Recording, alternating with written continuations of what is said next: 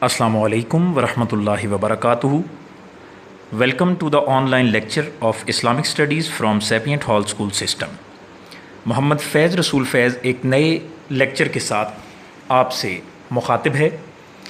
10वीं जमात के तमाम तुलबा को इस्लामियात के इस ऑनलाइन लेक्चर में खुशामदीद कहते हैं।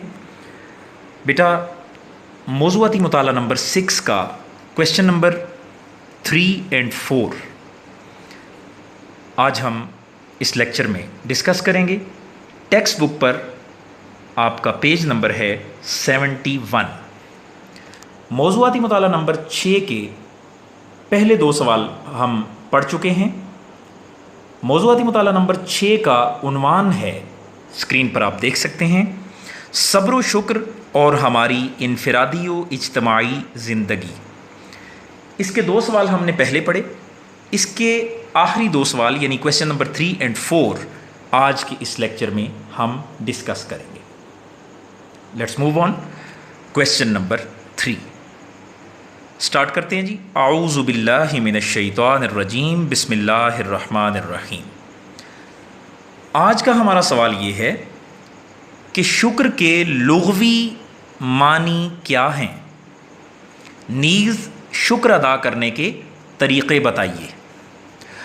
आज के इस सवाल में हमने शुक्र अदा करने के जो तरीक़े हैं उनको डिस्कस करना है और शुक्र के लुग़वी मानी हम डिस्कस करेंगे। तो आइए जवाब की तरफ चलते हैं। जवाब में सबसे पहली हेडिंग शुक्र का लुग़वी मानी। जैसा कि हम पिछले सवाल में शुक्र का लुग़वी मतलब पढ़ चुके हैं। लफ्ज़ शुक्र अरबी ज़ुबान का लफ्ज़ है जिसके लुग़वी मानी किसी के एहसानो इनायत पर उसकी तारीफ़ करना, उसका शुक्रिया अदा करना, उसका एहसान मानना और ज़ुबान से खुलकर उसका इजहार करना। ये तो है शुक्र। लेकिन अल्लाह का शुक्र जो है वो क्या कहलाता है, उसकी तारीफ़ क्या करेंगे।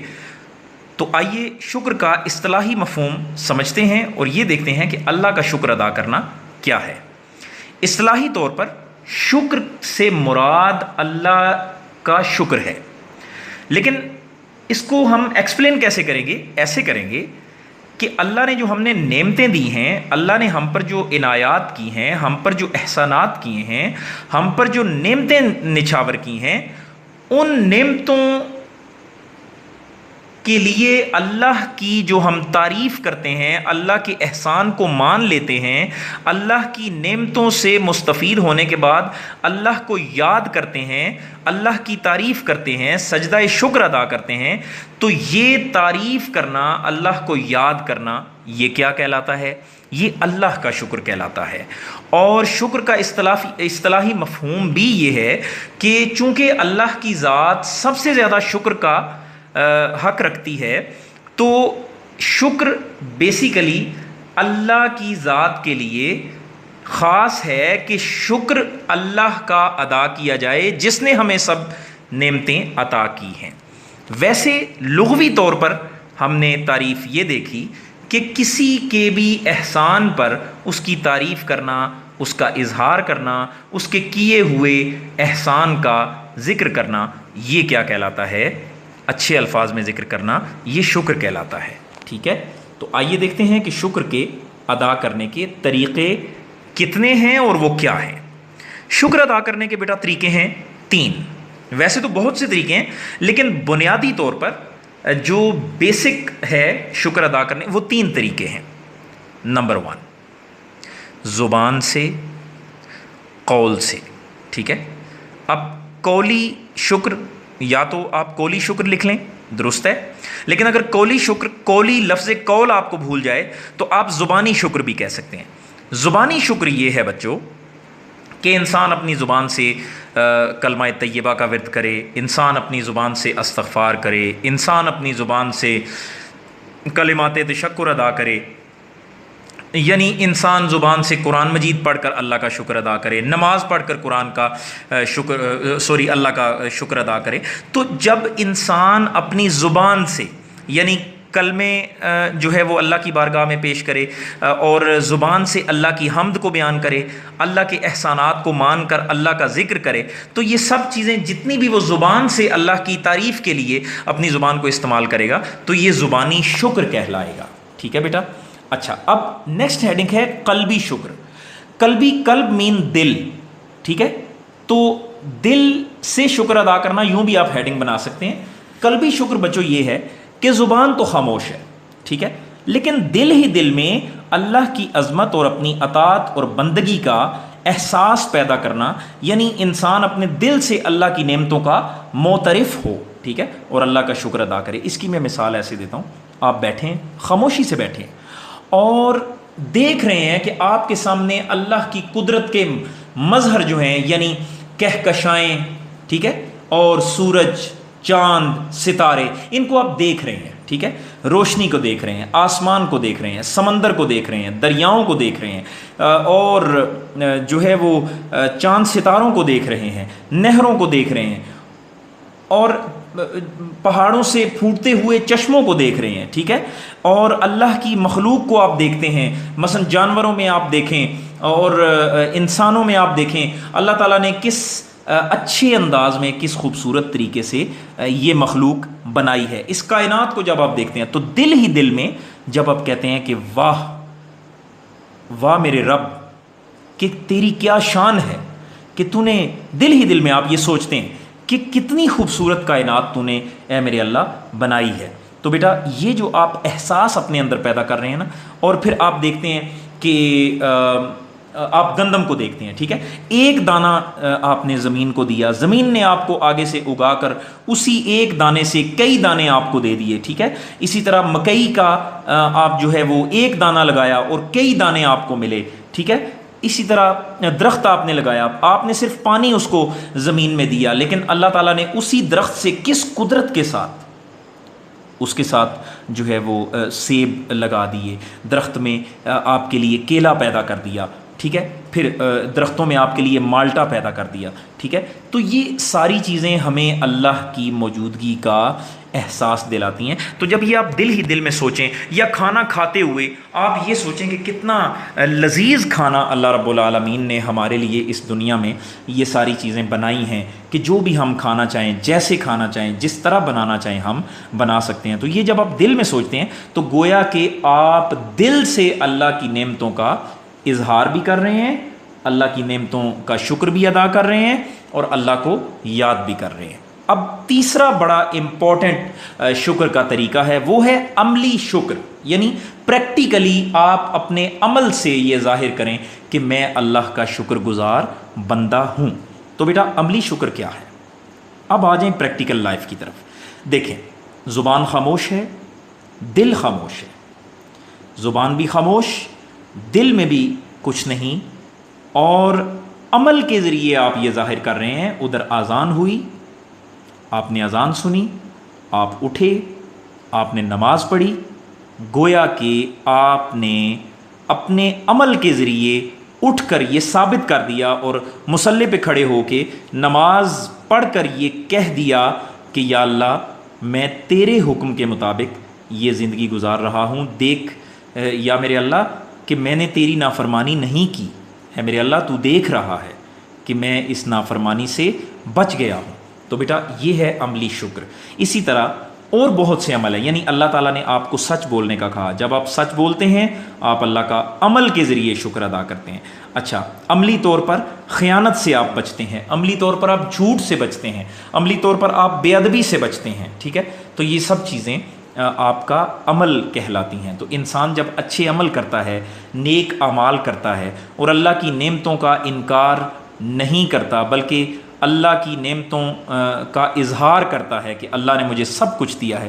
یعنی گویا کہ اگر کچھ بھی نہ ہو انسان کے پاس تو پھر بھی وہ شکر ادا کرتا ہے. وہ کہتا ہے کہ کوئی بات نہیں، میرے پاس اگر کچھ نہیں ہے تو کوئی بات نہیں، مال و دولت نہیں ہے نا، لیکن اللہ نے مجھے یہ خوبصورت ہاتھ عطا فرمائے ہیں، اللہ تعالیٰ نے مجھے یہ خوبصورت پاؤں عطا فرمائے ہیں، جن کے ذریعے میں عمل کر کے، میں پاؤں سے چل کر مسجد میں جاتا ہوں اور اپنے اللہ کا شکر ادا کرتا ہوں، عملی شکر ادا کرتا ہوں، میں ان ہاتھوں سے پیاسوں کو پانی پلاتا ہوں، میں ان ہاتھوں سے بھوکوں کو کھانا کھلاتا ہوں۔ یہ سب کیا ہے؟ یہ گویا کہ آپ اپنے، دیکھیں ایک شکر ہوتا ہے زبان سے، زبان والا تو شکر ہم نے ڈسکس کر لیا، دل سے بھی، لیکن یہ عمل کے ذریعے، یعنی اپنے آپ پریکٹیکلی جو ہے وہ اپنے ایکشن کے ذریعے، اپنے کام کے ذریعے اللہ کو راضی کرتے ہیں، اور آپ کا عمل یہ بتاتا ہے کہ آپ اللہ کا شکر ادا کر رہے ہیں۔ اور یاد رکھیے گا، اللہ شکر ادا کرنے والوں کو محروم نہیں کرتا کبھی بھی۔ آئیے آگے بڑھتے ہیں۔ شیخ سعدی رحمۃ اللہ تعالیٰ علیہ کا فرمان، بہت پیارا فرمان ہے بیٹا۔ شیخ سعدی وہ ہیں کہ جن کی کتاب کو بہت زیادہ میں یہاں پر آپ کو بتاتا چلوں کہ شیخ سعدی کی 2 بکس ہیں، گلستان سعدی اینڈ بوستان سعدی، ٹھیک ہے، گلستان سعدی اور بوستان سعدی، یہ دونوں کتابیں اتنی مشہور ہوئی ہیں کہ آج برٹش جو اسکول ہیں برطانیہ میں، انگلینڈ میں، امریکہ میں، آپ کی یہ 2 بکس جو ہیں یہ وہاں بھی پڑھائی جاتی ہیں، رائٹ۔ اور میں آپ کو ضرور یہ کہوں گا کہ جہاں سے بھی آپ کو یہ دونوں بکس ملیں آپ یہ ضرور لیں۔ اسی بک میں سے ایک قول ہم آپ کے سامنے پیش کر رہے ہیں۔ شیخ سعدی کا فرمان ہے کہ شکر ادا کرنا، اور بیٹا ہاں ایک اور بات، شیخ سعدی کے بارے میں آپ کو یہاں ایک اور بات بتا دوں۔ بیٹا آپ نے سنا ہوگا درود شریف کے حوالے سے کہ ایک ہم درود شریف پڑھتے ہیں نا کہ بلغ العلا بکمالہ کشف الدجی بجمالہ حسنت جمیع حصالہ، تو یہ بیٹا آپ کو پتہ ہے یہ کلام کس نے لکھا ہے؟ یہ کلام بھی شیخ سعدی رحمۃ اللہ تعالیٰ علیہ نے لکھا ہے، ٹھیک ہے۔ تو اس کا آخری جملہ جو ہے وہ شیخ سعدی رحمۃ اللہ علیہ کو نبی کریم صلی اللہ علیہ وآلہ وسلم کی جب زیارت ہوئی نا، تو آپ کو نبی کریم صلی اللہ علیہ وآلہ وسلم نے فرمایا کہ سعدی ذرا بتائیے نا کہ آپ نے ہمارے بارے میں کیا لکھا ہے۔ تو آپ کی آنکھوں میں آنسو تھے، آپ نے فرمایا یا رسول اللہ صلی اللہ علیہ وآلہ وسلم، مجھ پر آپ کی نگاہ رحمت ہو، میں تو 3 جملے میں نے لکھے ہیں لیکن چوتھا جملہ میرے ذہن میں نہیں آ رہا۔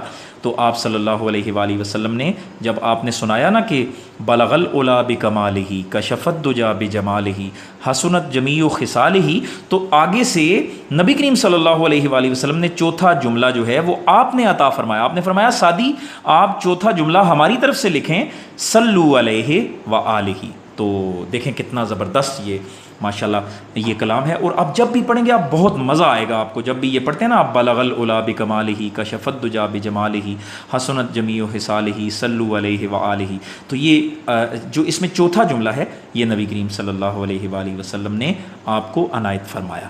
تو آپ نے اپنی بک میں لکھا کہ شیخ سعدی فرماتے ہیں کہ شکر ادا کرنا مرغی سے سیکھیے کہ وہ ایک گھونٹ پانی پی کر اپنا سر آسمان کی طرف اٹھاتی ہے اور خدا کا شکر ادا کرتی ہے، اس کے بعد پھر دوسرا گھونٹ پانی پیتی ہے۔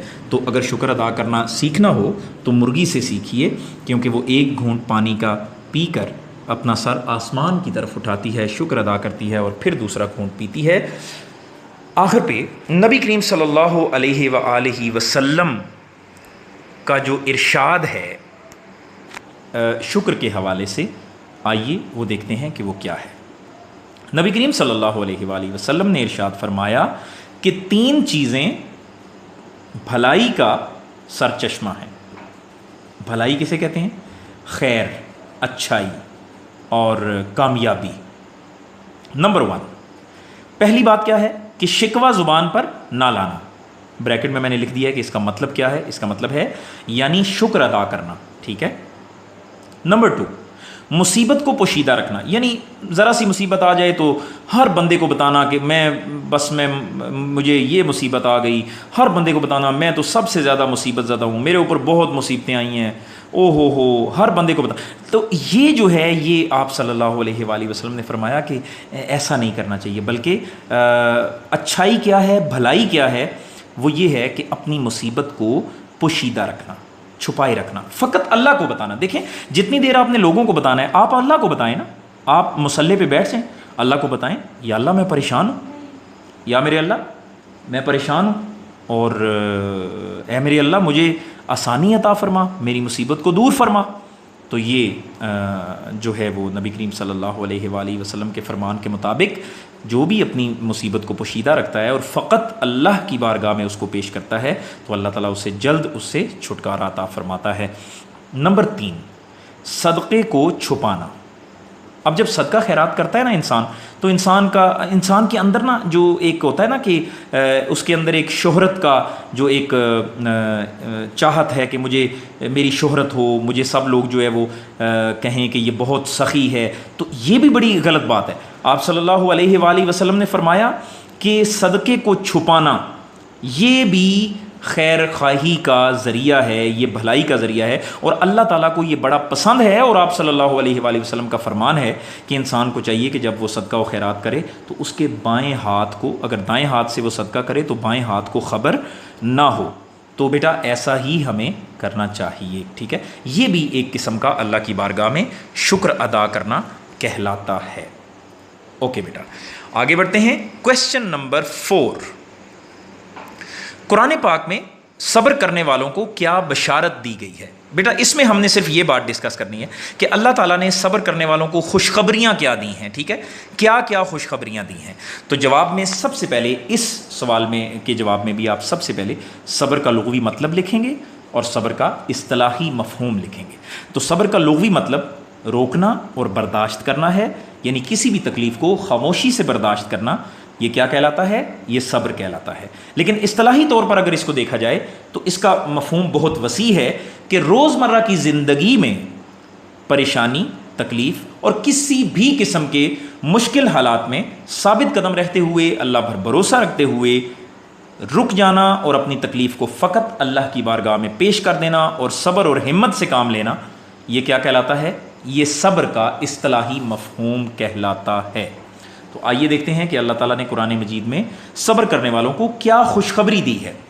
تو بیٹا سب سے پہلے کئی طرح کی ویسے خوشخبریاں موجود ہیں، لیکن آپ پہلی آیت کو دیکھیے کہ اللہ تعالیٰ نے قرآن مجید میں کیا ارشاد فرمایا۔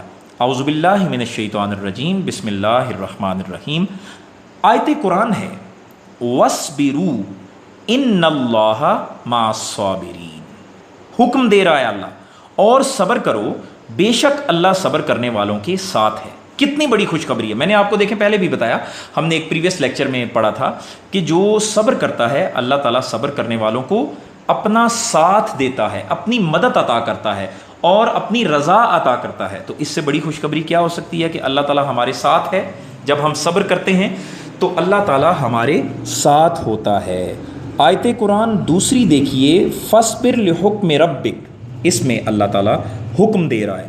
تو اگر ہم اللہ کا حکم پورا کرتے ہیں تو اس میں خوشخبری یہ ہے کہ اللہ تعالیٰ صبر کرنے والوں کو، جو اللہ کا حکم مانتا ہے، اللہ تعالیٰ اس کو اپنے عرش کے سائے میں جگہ دے گا، جو اللہ تعالیٰ کی فرما برداری کرتا ہے۔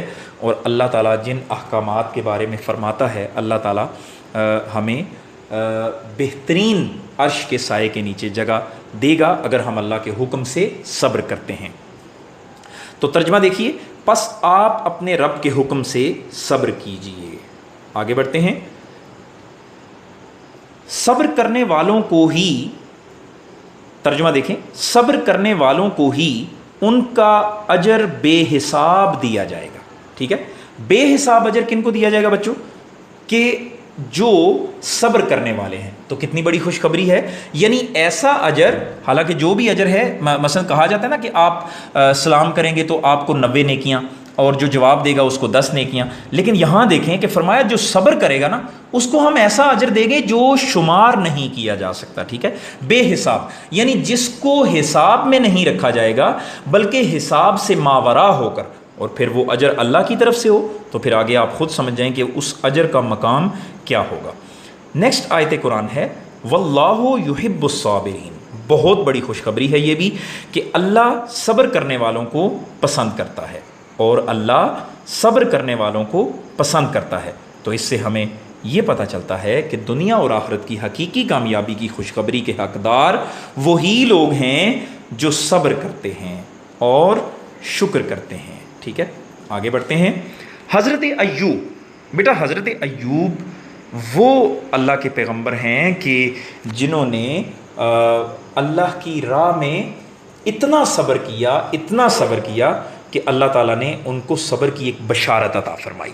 اور بشارت دیکھیے، قرآن کریم میں اللہ تعالیٰ نے حضرت ایوب کو صبر کرنے کا حکم دیا. فرمایا فَاصْبِرْ لِحُکْمِ رَبِّکَ، پس آپ اپنے رب کے حکم سے صبر کیجئے. ٹھیک ہے، تو حضرت ایوب علیہ الصلاۃ والسلام نے صبر کا اعلیٰ مظاہرہ کیا، لہٰذا حضرت ایوب کو اللہ تعالیٰ نے ان کے صبر و استقامت کی بنا پر نعم العبد یعنی اچھا بندہ ہونے کی بشارت دی. ٹھیک ہے، آپ نے اللہ کی طرف سے جو بھی تکالیف اور مصیبتیں آئیں، آپ نے کبھی ان مصیبتوں کا ذکر نہیں کیا، بلکہ ہمیشہ آپ نے صبر و استقامت کا مظاہرہ کیا. اور پھر بھی کہا یا اللہ تو جس حال میں رکھے میں خوش ہوں، تو جس حال میں رکھے میں صبر کروں گا، کیونکہ مجھے تجھ پر بھروسہ ہے. تو اللہ تعالیٰ نے پھر لقب دیا. تو یہ حضرت ایوب کا لقب ہے نعم العبد. اور یہ کس نے کہا ہے؟ یہ اللہ تعالیٰ نے کہا ہے کہ آپ ہمارے پسندیدہ بندے ہیں، آپ اللہ کے پسندیدہ بندے ہیں. اللہ اعلان کر رہا ہے. دیکھیں ہماری کوئی گواہی دے، دیکھیں میں مثلا آپ کی کوئی گواہی ٹیچر دے دیں، مثلا 10 لوگ کھڑے ہوں تو آپ کے ٹیچر یہ کہیں کہ یہ میرا اسٹوڈنٹ جو ہے یہ بہت اچھا ہے، تو آپ کے لیے تو یہ اعزاز کی بات ہوگی نا. تو آپ اندازہ کریں کہ یہ تو ایک ٹیچر کہے تو آپ کے لیے اعزاز کی بات ہے. اگر اللہ اپنے کسی بندے کے لیے یہ کہہ دے کہ نعم العبد، یہ ہمارا اچھا بندہ ہے، اور اللہ یہ کہہ دے کہ یہ ہمارا پسندیدہ بندہ ہے، تو پھر اس شخصیت کا مقام کیا ہوگا. تو بیٹا اللہ تعالیٰ نے اپنے پیغمبر حضرت ایوب علیہ الصلاۃ والسلام کو صبر کی اس طرح بشارت دی کہ فرمایا کہ نعم العبد یعنی اچھا بندہ آپ کو اللہ تعالیٰ نے قرار دیا. ٹھیک ہے، اللہ تعالیٰ نے آپ کو اچھا بندہ ہونے کا لقب دیا، یعنی اللہ کا پسندیدہ بندہ. صبر کے فوائد آئیے دیکھتے ہیں. صبر کے فوائد درج ذیل ہیں. صبر کامیابی کی کنجی ہے. صبر میں اللہ تعالیٰ کی محبت ہے. صبر کا دنیاوی اجر کامیابی اور اخروی اجر اللہ تعالیٰ کی محبت ہے. صبر جنت کے خزانوں میں سے ایک خزانہ ہے. یہ ہم پہلے بھی پڑھ چکے ہیں، اور اس سوال میں بھی چونکہ صبر کے متعلق بات ہو رہی تھی تو صبر کے متعلق صبر کے فوائد ہم نے ڈسکس کیے ہیں. اور آج کا لیکچر بچوں اتنا ہی. اپنا خیال رکھیے گا. اب چلتے ہیں ہم ہوم ورک ڈائری کی طرف. موضوعاتی مطالعہ نمبر 6 کا سوال نمبر 3 اور 4 آپ نے یہ مکمل یاد کرنا ہے. سوال کی تمام 6 سرخیاں ہیڈنگز کاپی پر لکھ کر یاد کرنی ہیں. اوکے بیٹا، آج تک کے لیے اتنا ہی. آپ ہمارا یہ لیکچر YouTube FRF آفیشیل پر جا کر بھی دیکھ سکتے ہیں. اپنا خیال رکھیے گا. اللہ حافظ. فی امان اللہ.